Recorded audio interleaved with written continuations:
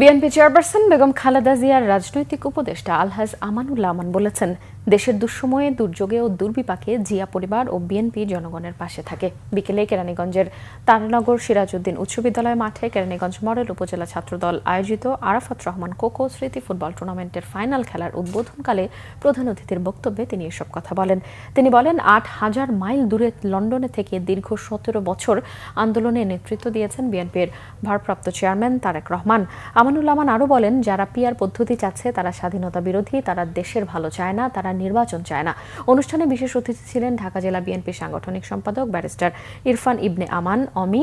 Final খেলা তারানগর ইউনিয়নের কৃষক দল তারানগর বটতলী ওল্ড ফ্রেন্ডস ক্লাবের কে ২-১ গোলে পরাজিত করে চ্যাম্পিয়ন হয়। পরে দুই দলের হাতে ট্রফি তুলে দেন আমানুল্লাহ আমান।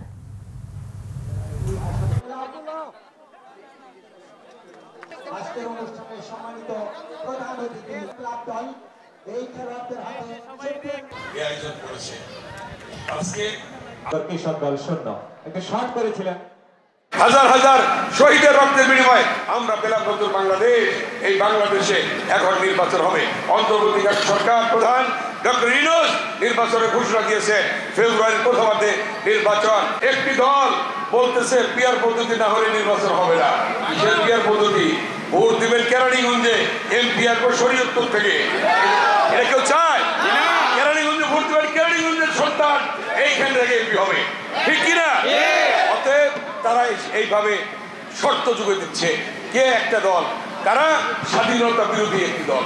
অতএব তারা চায় না নির্বাচন হোক।